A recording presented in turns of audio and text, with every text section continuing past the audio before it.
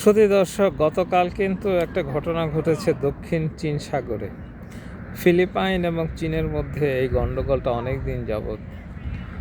এই এলাকায় অনেক ছোট ছোট দ্বীপ রয়েছে, অর্থাৎ এই যে ফিলিপাইন, তাইওয়ান, এই যে ভিয়েতনাম, মালয়েশিয়া, ব্রুনাই, এই এলাকার মাঝখানে যে সাগরটা, এটি নিয়ে এই সাগরে ছোট ছোট দ্বীপ রয়েছে বেশি। তার মধ্যে স্কারবোরো শোল এবং স্প্র্যাটলি দ্বীপপুঞ্জ। এখানে অনেক ছোট ছোট দ্বীপ রয়েছে। কোনোটা চীন দখল করে রেখেছে, কোনোটা ফিলিপাইনের অধীনে রয়েছে। এগুলো সবগুলোই প্রায় চীন দাবি করে, কিন্তু কিছু কিছু দ্বীপ মালয়েশিয়ার বর্নিও দাবি করে, কিছু কিছু দ্বীপ ব্রুনাই দাবি করে, কিছু কিছু দ্বীপ ভিয়েতনাম দাবি করে, এবং কিছু দ্বীপে ভিয়েতনামের অবস্থান রয়েছে, এবং কিছু দ্বীপ ফিলিপাইন দাবি করে।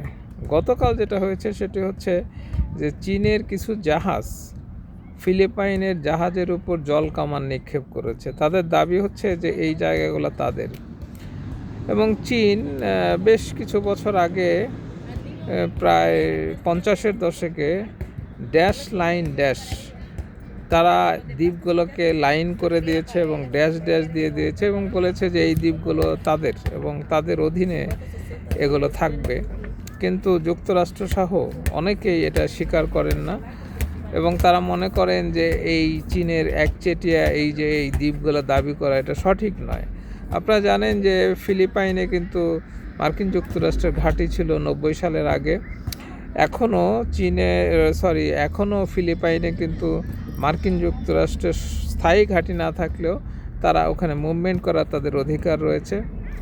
এবং কম্বোডিয়াতে আবার চায়নারা একটা বিমান ঘাঁটি করেছে, এবং চায়না যদিও দাবি করে যে এটা সবার জন্য উন্মুক্ত, এবং কম্বোডিয়াও বলে যে এটা সবার জন্যই বানানো হয়েছে, কিন্তু অনেকেই জানেন যে এখানে চায়নার উপস্থিতি রয়েছে।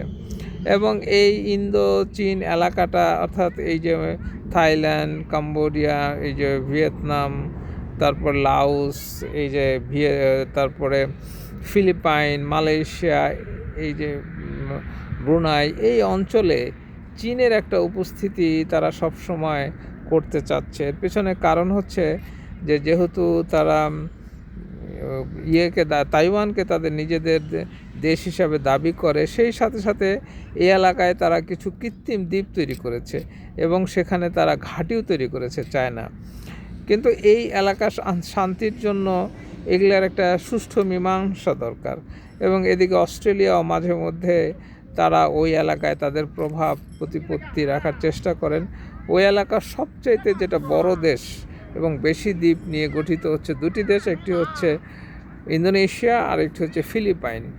এই দুটি দেশ কিন্তু অনেকগুলা দ্বীপের সমন্বয়ে তৈরি, এবং এগুলোকে কি বলবো, দ্বীপ রাষ্ট্রর একটা কুঞ্জ, মানে অনেকগুলো দ্বীপের যে সমন্বয়ে দেশ হতে পারে, সেটা কিন্তু এই দুইটা দেশের ম্যাপ না দেখলে বোঝা যায় না।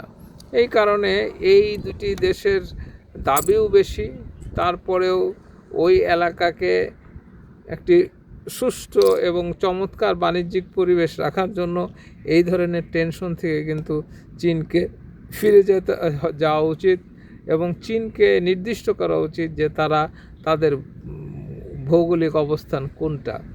আসলে কি জানেন যে পৃথিবীতে যেখানেই সীমান্ত রয়েছে সেখানেই বিরোধ রয়েছে, যেখানেই দ্বীপগুলো রয়েছে সেখানেই বিরোধ রয়েছে। এই বিরোধ থাকবেই, কারণ হচ্ছে সীমান্ত মানেই দুটি দেশের দাবি দাওয়া অনেক কিছুই থাকে।